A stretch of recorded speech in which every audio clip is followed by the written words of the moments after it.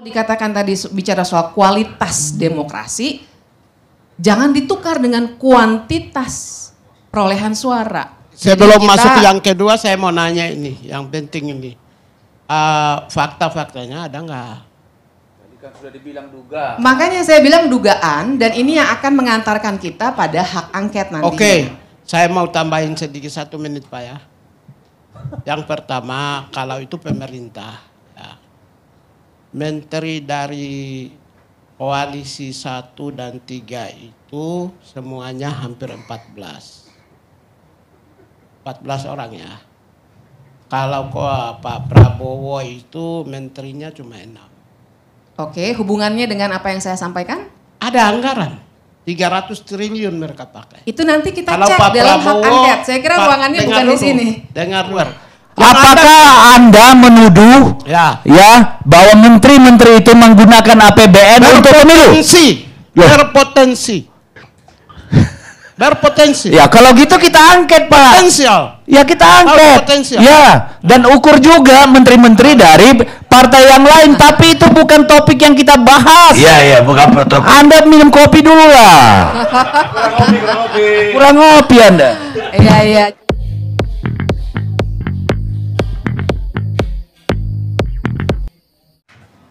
Makasih Bang Karni. Apakah ada pertanyaan spesifik atau saya boleh boleh dari explore beberapa argumen tadi. Jadi saya tentu saja nanti ingin menjelaskan soal hak angket. Tapi saya sebelum sampai ke sana ingin membongkar dulu dua pemikiran yang menurut saya jangan kita bawa-bawa sebagai sesuatu kebenaran karena memang harus dikritik.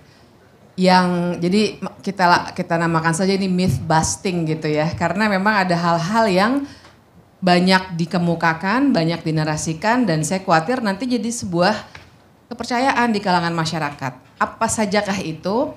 Yang pertama adalah kita akan hari-hari ini terutama cenderung memahami demokrasi sebagai angka, sebagai kuantitas. Dan dalam arti begini, kita sekarang memperdebatkan persoalan perolehan suara dan lain sebagainya yang tentu saja ada penjelasan metodologisnya, dan saya sendiri sebagai peneliti dan dosen juga percaya pada metodologi quick count. Tapi metodologi itu semua maupun sistem yang merekam perolehan suara dan lain sebagainya dengan berbagai catatan kaki seperti yang tadi sudah kita bahas juga tidak akan bisa menangkap mengapa angka itu sampai pada angka yang terekam itu.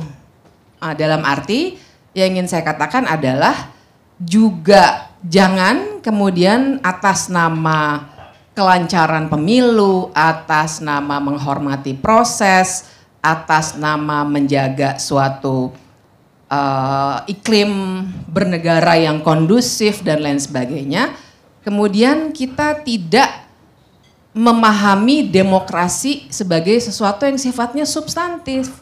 Jadi kalau dikatakan tadi bicara soal kualitas demokrasi, jangan ditukar dengan kuantitas perolehan suara. Kualitas demokrasi juga harus berbicara soal apakah ada hal-hal yang dilakukan dalam konteks kebijakan yang bisa membuat suara-suara itu mencapai apa yang sekarang sedang diukur oleh sebuah sistem di KPU. Apa yang saya maksud dengan kebijakan-kebijakan itu? Sebenarnya beberapa sudah dibahas tadi. Misalnya bagaimana persoalan yang dialami oleh aparatur pemerintahan di tingkat paling bawah, antara lain kepala desa, untuk instruksi-instruksi tertentu ketika hari pencoblosan. Kemudian misalnya kedua, mesti dicek lagi, dan itulah nanti kita akan sampai pada pembicaraan soal hak angket, mengapa dan justifikasi apa dan landasan hukum apa yang membuat alokasi untuk bantuan sosial, wewenang untuk memberikan, mengalokasikan, dan wewenang mengelola bantuan sosial pada umumnya itu tiba-tiba berpindah, yang juga bisa kita lihat kaitannya dengan keterkaitan menteri-menteri terkait dengan paslon yang didukung oleh kepala pemerintahan Pak Jokowi. Itu yang kedua, bansos ya, yang secara teoretik kalau misalnya kita mau berdebat nih sekarang, tadi beberapa kali ada masih meragukan persoalan itu. Baik, kita bisa berdebat. Nah, tapi kan tempatnya yang paling layak dan justru paling bisa dilihat oleh seluruh lapisan masyarakat adalah di DPR. Dan itulah nanti gunanya hak angket. Jadi kita jangan saling besar-besaran suara untuk membangun narasi mana yang benar, mana yang salah dulu. Biarkan warga mendapatkan haknya melalui wakil-wakilnya di DPR untuk mendapatkan kejelasan-kejelasan soal itu. Kemudian ada indikasi yang berikutnya, yang ketiga, selain soal bansos tadi misalnya, persoalan bagaimana penggunaan juga, dan ini tentu saja sifatnya masih dugaan, karena itulah penyelidikan secara politik diperlukan gitu. Jadi ada dugaan misalnya penggunaan aparatur atau aparatur negara, TNI dan Polri misalnya dalam melakukan berbagai upaya yang terkait dengan urusan kepemiluan yang di luar kewenangannya. Kalau di luar kewenangannya menjaga keamanan ya tentu saja itu sesuai dengan wewenang mereka dalam konstitusi. Tapi yang kita bicarakan adalah soal-soal lain yang juga sudah dengan mudahnya sekarang direkam dan disebarkan oleh masyarakat luas. Apakah ini pasti betul? Saya juga harus bilang belum tentu. Makanya saya tegaskan ini dugaan. Dan dugaan ini yang harus di-clearkan. Jangan sampai kita punya catatan sejarah, mungkin anak cucu kita tahun 2060 nanti bilang dahulu kala pada pemilu 2024 ada catatan-catatan seperti ini, tapi kita tidak pernah tahu mana yang benar, mana yang salah. Semua hanya berlomba-lomba bersuara di media sosial ataupun di dalam talk show seperti ini. Nah, jadi hal-hal itu yang kita harus angkat untuk menjaga kualitas demokrasi.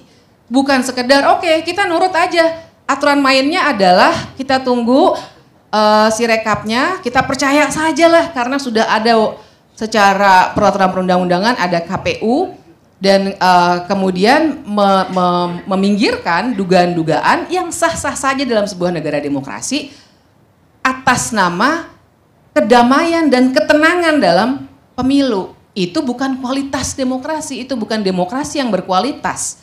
Itu adalah demokrasi yang dibuat-buat. Nah itu satu tuh myth busting yang pertama yang saya kira kita harus tegaskan terlebih dulu. Oke, sebelum masuk yang kedua saya mau nanya ini, yang penting ini. Fakta-faktanya ada nggak? Tadi kan sudah dibilang duga. Makanya saya bilang dugaan dan ini yang akan mengantarkan kita pada hak angket nanti. Oke, saya mau tambahin sedikit 1 menit Pak ya. Yang pertama, kalau itu pemerintah, ya, menteri dari koalisi 1 dan 3 itu semuanya hampir 14 orang ya. Kalau Pak Prabowo itu menterinya cuma 6. Oke, hubungannya dengan apa yang saya sampaikan? Ada anggaran 300 triliun mereka pakai. Itu nanti kita kalau cek Pak dalam Prabowo, hak angket. Saya kira ruangannya bukan di sini. Dengar dulu. Pak Prabowo 147 triliun.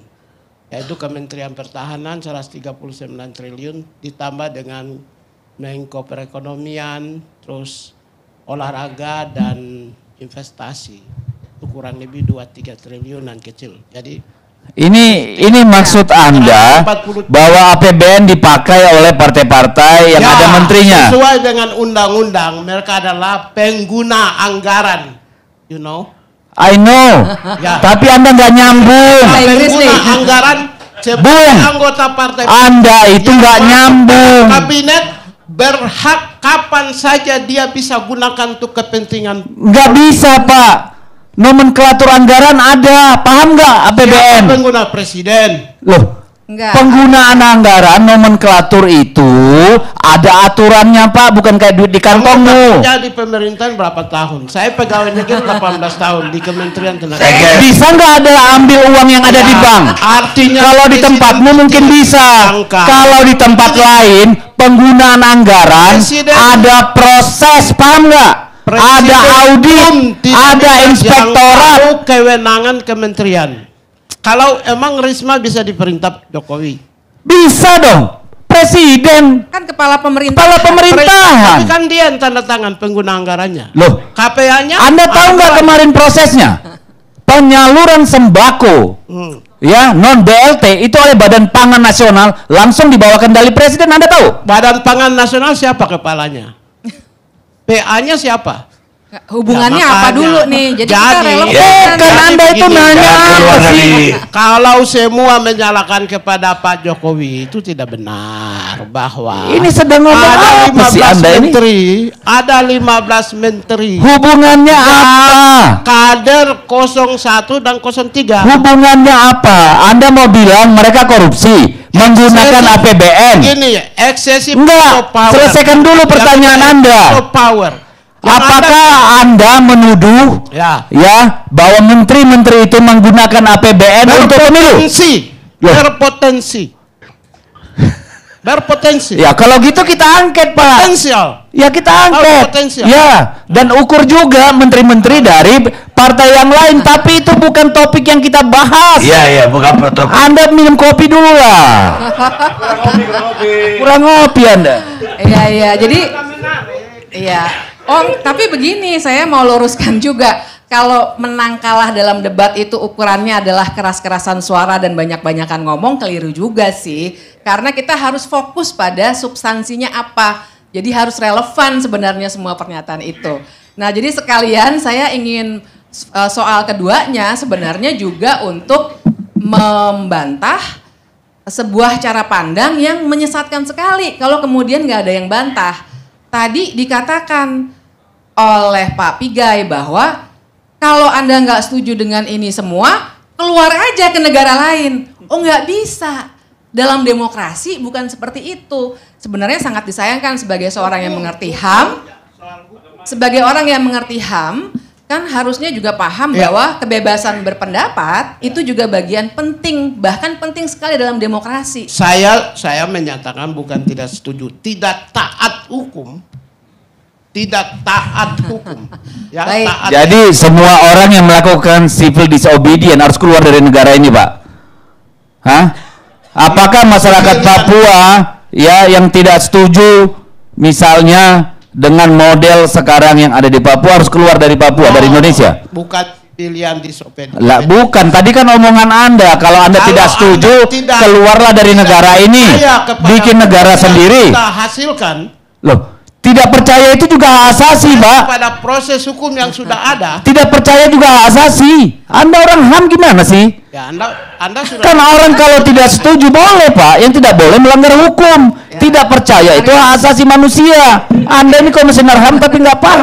Cukup. Bingung saya. Iya. Mari kita buat kok Anda diskusi ini. ngajarin sih? Pak. Emang kamu Bukan cuma Anda aja yang tahu soal HAM Pak. Saya juga pernah ke Kanada, ke Inggris bicara HAM. Saya lama di Walhi Pak. Jadi jangan terlalu sombong. Emang kamu terkenal sebagai Wah, bukan soal itu, tapi Anda tadi sebagai seorang komisioner HAM itu ngawur karena Anda bilang kalau nggak setuju dengan ini bikin negara sendiri atau keluar. Memangnya orang nggak boleh berbeda sama kekuasaan, sama pemerintah, sama hukum? Yang tidak boleh melanggar hukum Pak, bukan tidak percaya pada hukum. Anda mau memenjarakan pikiran, which is the very base of human rights. Oke. Oke. Kayaknya Oke, jangan jauh-jauh lagi. saya lanjutkan ya, karena saya ingin membuat diskusi ini lebih fokus dan tidak kemana-mana dan tidak asal potong. Karena walaupun kelihatannya keren untuk memotong-potong, tapi kan diskusinya harus fokus gitu. Jadi kita balik dong ke persoalan sebenarnya. Ini kita lagi membicarakan soal pemilu. Kalau jadi yang menurut saya diskusi kita, apalagi Bang Karni yang saya kira tentu saja sudah sangat kita kenal sebagai orang yang mengangkat isu-isu yang penting seperti ini, sebenarnya tidak mempersoalkan siapa yang menang. Saya yakin sekali soalnya bukan itu. Jadi kalau mau membela Pak Prabowo, membela Pak Ganjar, membela Pak Anies, ya silakan. Tapi yang harus kita bahas adalah kualitas demokrasi kita. Dan apakah ada yang salah atau tidak pada pemilu. Dan kritik ini sangat perlu dalam sebuah demokrasi.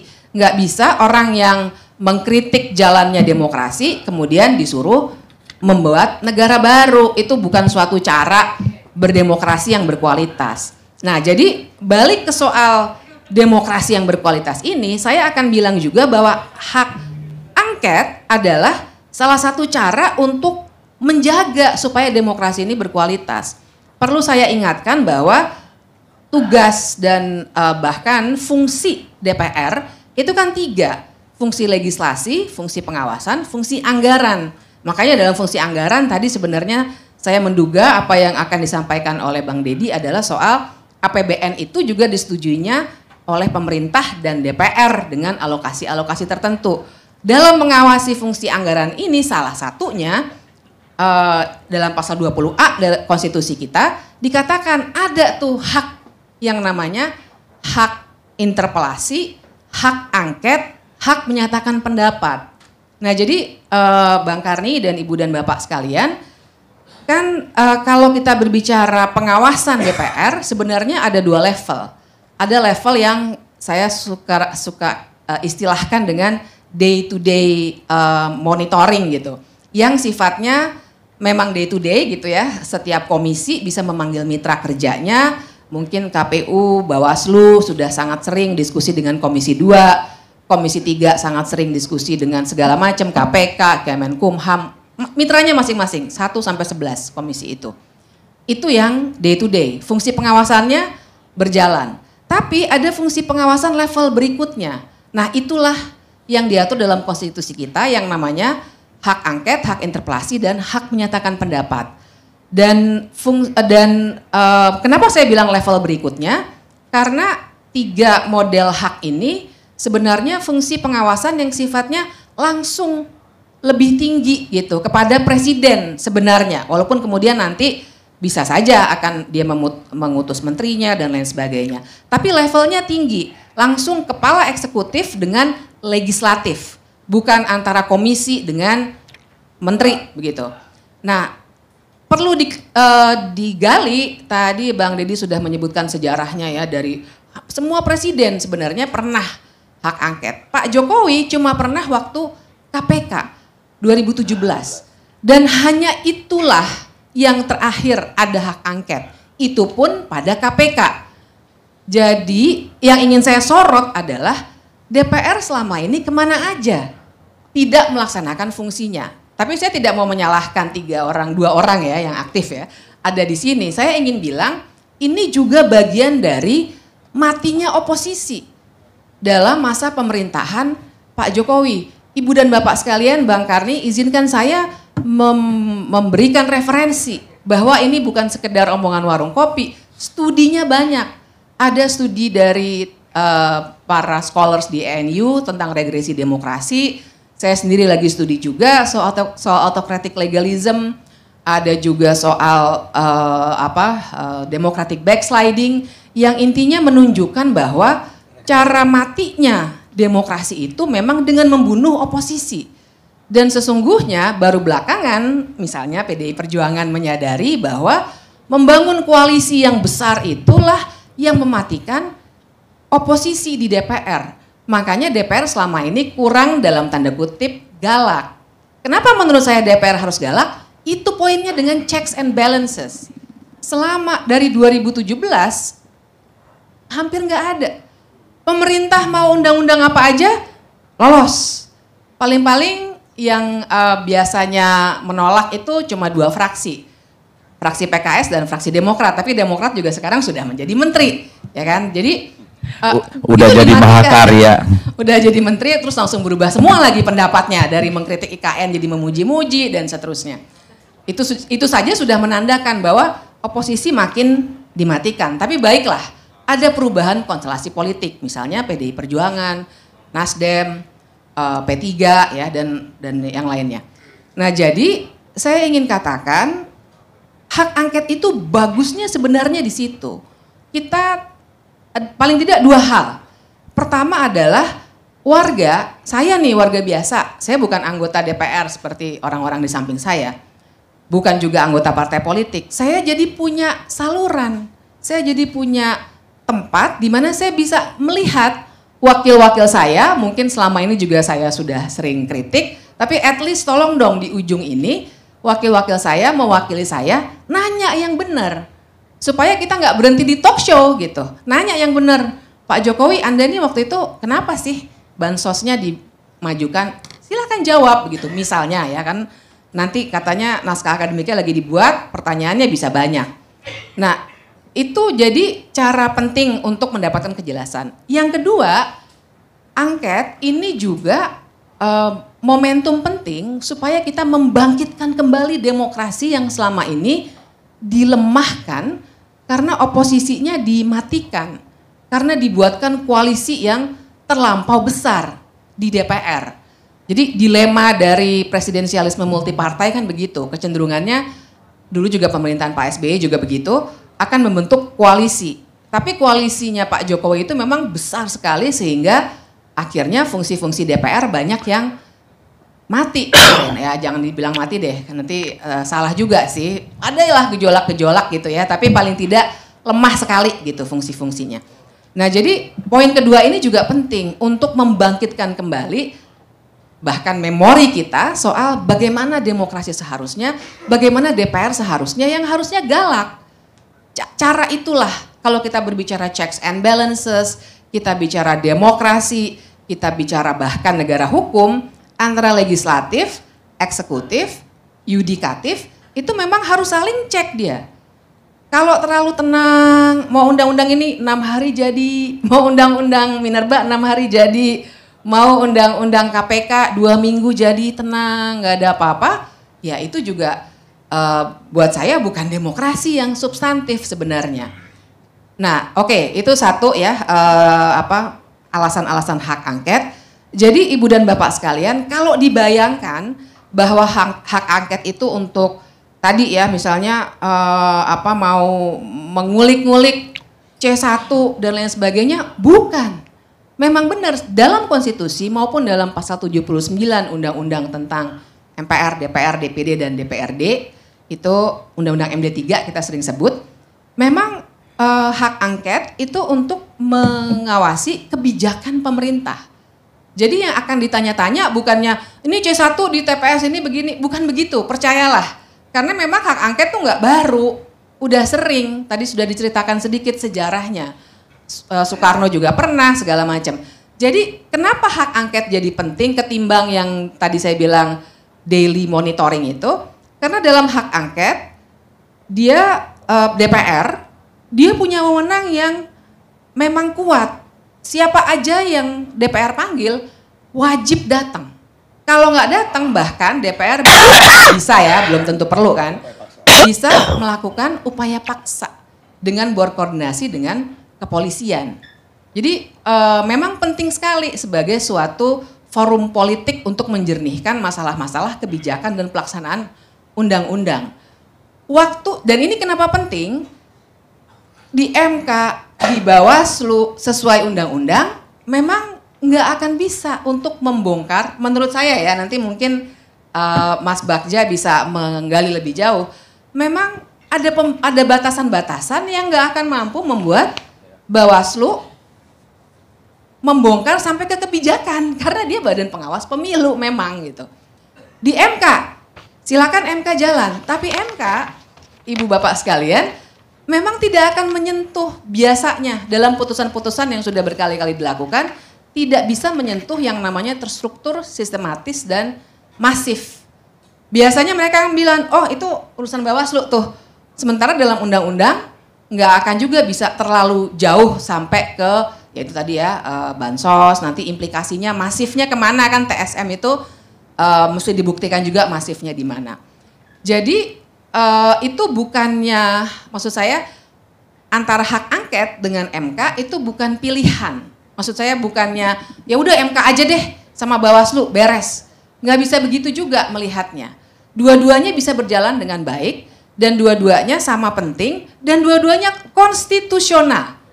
Jadi itu yang harus dipegang tuh. Jadi kalau ada dugaan, wah ini sih sebenarnya mau menjatuhkan Jokowi, menurut saya sih nggak akan sampai ke situ juga ya. Nggak tahu lah nanti dinamikanya seperti apa. Tapi buat saya tujuannya bukan jatuh menjatuhkan hak angket. Nanti dulu pelan-pelan kita. Tujuannya adalah membongkar kecurangan atau dugaan-dugaan kecurangan yang secara peraturan perundang-undangan akan sangat menantang untuk dibuktikan secara hukum pemilu. Sekali lagi, Bawaslu itu wewenangnya juga dipagari oleh undang-undang. Nggak bisa dia tiba-tiba yuk kita cek bansos yuk ini menterinya gimana, nggak bisa juga, nggak ada wewenang ke situ. Yang punya wewenang ke situ adalah DPR sebagai lembaga legislatif. Nah itu beberapa hal yang saya bisa jernihkan dulu supaya kita jangan tertukar-tukar, dan nanti bayangkan Ibu dan Bapak sekalian, dalam forum itu kan nanti kan pansus nih, kalau udah disetujui 50% plus 1 disetujui sebagai memulai gitu ya hak angket, ada panitianya.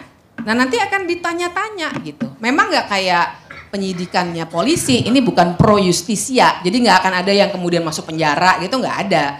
Tapi penyidikan yang sifatnya menanyakan, mengkonfirmasi tentang kebijakan dan pelaksanaan undang-undang. Nanti di ujung mungkin tergantung dinamika politik ada kesimpulan-kesimpulan dari panitia angket itu untuk evaluasi pemilu juga. Kan biasanya saya juga ikut tuh 2019, evaluasi pemilu tuh pasti dibikin oleh Bawaslu maupun oleh KPU, oleh DPR juga. Jadi saya merasa ini perlu sebagai catatan sejarah demokrasi dan cara kita mengevaluasi pemilu secara formal, dan tempatnya memang di DPR. Nah itu dulu Bang Karni, terima kasih.